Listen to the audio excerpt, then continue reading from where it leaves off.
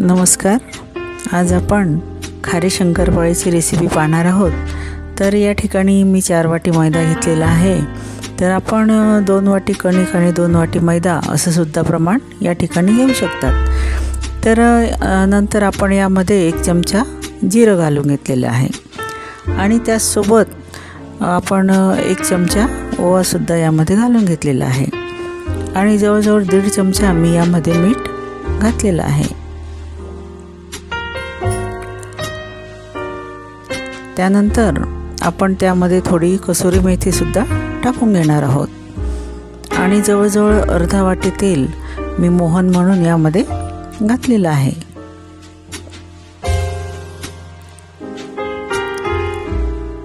आता हे तेल जे आहे तर ते आपल्याला सगळ्या मैद्याला असं छान हाताने चोळून घ्यायचं आहे आणि आता मुठ्ठी बांधली तर मुठ्ठी बांधली जात आहे आणि ती सहज अंगठ्याने दाबल्यानंतर ती मोडत सुद्धा आहे। तर या ठिकाणी आपलं मोहन हे परफेक्ट झालं आहे असं आपण समजू शकतो आणि त्यानंतर आपण त्यामध्ये पाणी टाकून छान असा त्याचा घट्ट असा गोळा आपल्याला भिजवून घ्यायचा आहे। छान असा घट्ट आपल्याला हा गोळा मळायचा आहे।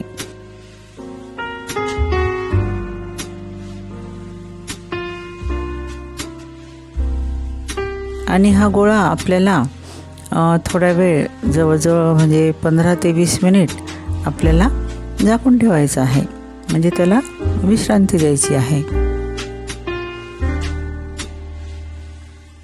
आता 15 ते 20 मिनिटांनंतर आपण हे झाकण काढलेलं आहे आणि हा गोळा थोडासा मला सैलसरच वाटून राहिला आहे।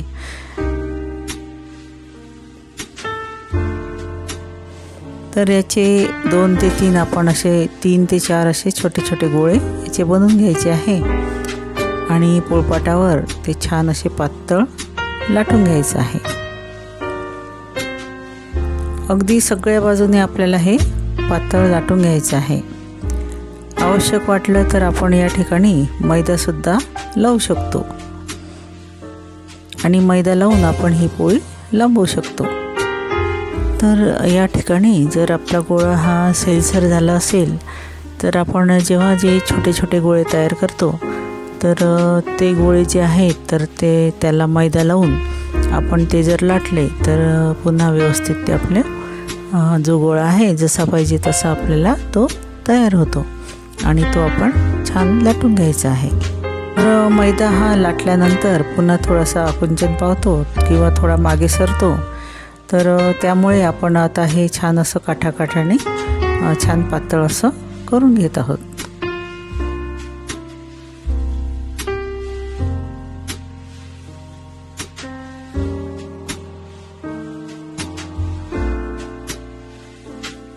आणि आता आपण पाहू शकता की किती पातळ आपण ही पोळी लाटलेली आहे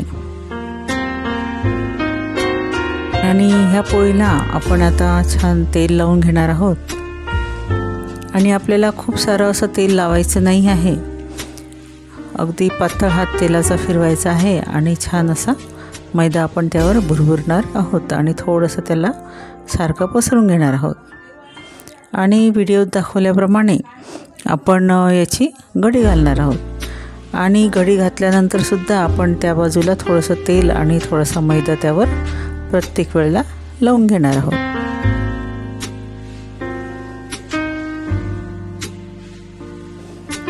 त्यामुळे जे आपण शंकरपाळे करणार आहोत तर त्याचे छानपैकी असे लेयर्स त्याचे तयार होतात।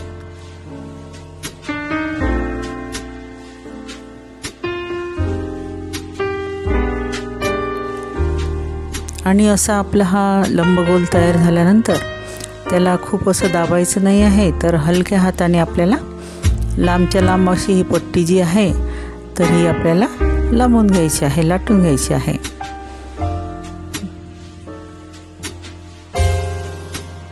आणि आपली ही शंकरपाळी अतिशय खुसखुशीत अशी तयार होतात। तर माझ्या नातीने सांगितलं होतं की आजी लांब लांब असे शंकरपाळे माझ्यासाठी कर, म्हणून मी या पद्धतीने हे शंकरपाळे करत आहे।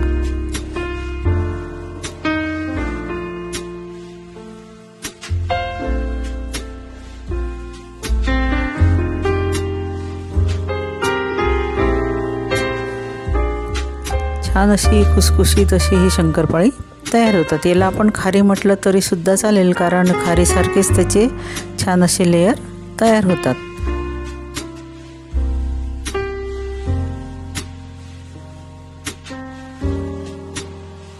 त्यानंतर अगदी 1-1 इंचाची आपल्याला लांब अशी पट्टी ही कापून घ्यायची आहे।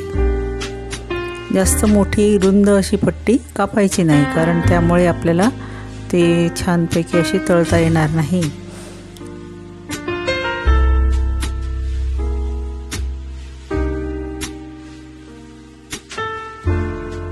आणि या ठिकाणी आपण पाहू शकता की इथंच आपले लेयर छान असे दिसत आहे, तर ते तळल्यानंतर सुद्धा सुंदर असे तयार होतात। तर एका कढईमध्ये आपण तेल गरम केलेलं आहे आणि त्यामध्ये आता ही शंकरपाळी आपण सोडून घेत आहोत।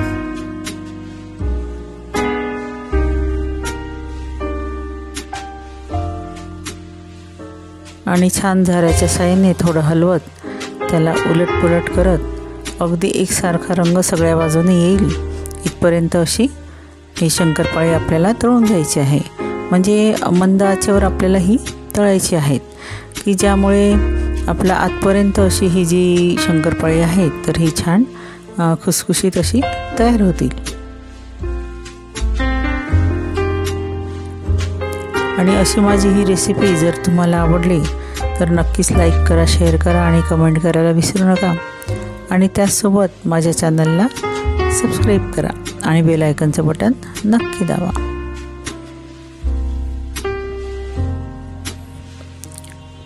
हे तळायला आपल्याला थोडा जास्त वेळ लागतो आणि थोडे पेशन्स ठेवावे लागतात, परंतु अतिशय सुंदर अशी हे तयार होते आणि चहासोबत सुद्धा ही अतिशय छान लागते। आणि आपली एक बॅच तळेपर्यंत आपल्याला दुसरा जो गोळा आहे तर तो लाटून घ्यायचा आहे, त्यामुळे आपली शंकरपाळी ही झटपट तयार व्हायला मदत होईल। आता सुंदर असा ब्राऊन रंग आपल्या खारीला किंवा शंकरपाळ्यांना आलेला आहे, तर आपण हे आता काढून घेणार आहोत। आणि जी दुसरी बॅच आहे ती आपण आता तळायला घातलेली आहे। छान असे पदर त्याचे सुटलेले दिसत आहेत।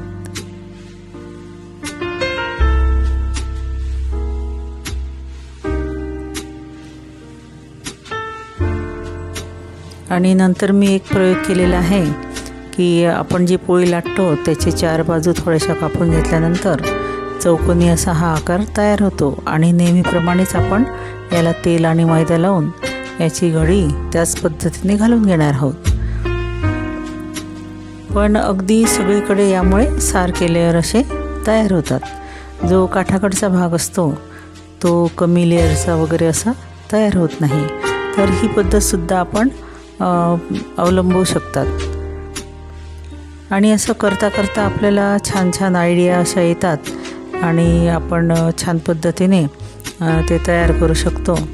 तर घरी नक्की हे सगळं ट्राय करा आणि कमेंटमध्ये मला तसं कळवा।